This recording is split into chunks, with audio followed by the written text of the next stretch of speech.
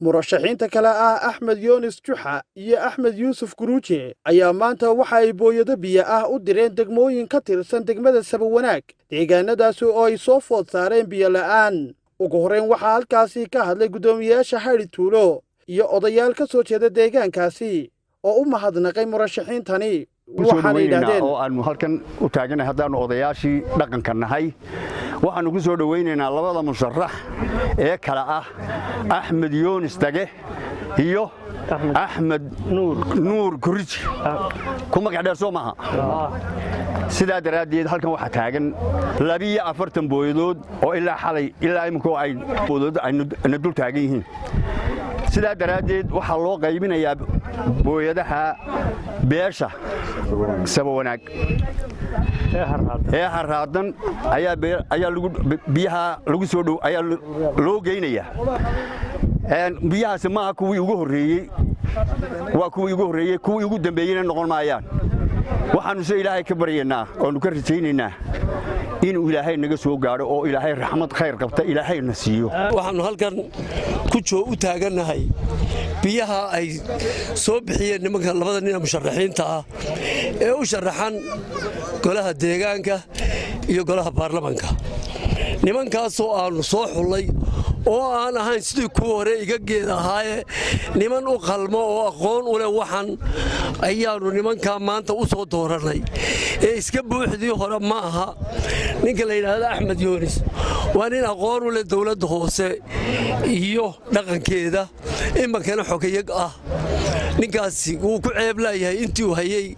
kursiga wuu ku sharfan yahay ninka kalena waa nin aqoon-yahana oo lowga iyo dastuurka iyo qaynuunka wax lagu kala hago ee aqoon dheeraad u leh aabihiina sidoo kale halkaasuu ahaan jiray Yuusuf Guruuje nin yaqaan waa yaqaan ma aha nimankii markii la doortay faylka isla hortaagay maayarka ee islaanta baloodka la wareegayay ma aha waa niman aqoon u leh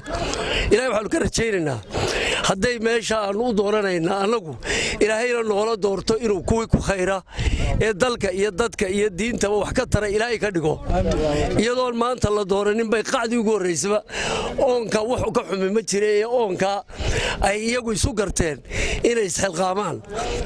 haddaba ha u qaadanina inay doorashadoonku yihiin waana ka mid ee doorashadoonka marka runta isugu sheegno laakiin ninka wax kuu gartay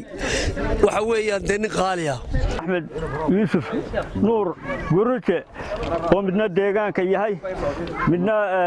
baarlamaanka yahay ayaanu odayaashiisii nahay waxaanu halkan kaga gudoonnay oo ay noo keeneen haddaanu shicibka dooranaya aanu nahay dadka haraadan deeqay u fidiyeen oo biyo oo ka kooban 42 booyadood horraantoodina taagantay waxna tageen xalayto ayaanu halkan kaga gudoonnay way ku mahadsan yihiin ilaahay jisaygooda ha ka siiyo ilaahay baa wax gaarsiiya ummadda laakiin iyagu dadaalkoodii way muujiyeen quruxii noo yeelay baa mahadleh intaa ka bacdi odayaashan meesha isugu yimi madasha waxaan ku salaamayaa salaanta islaamka assalaamu calaykum waraxmatullaahi wabarakaatu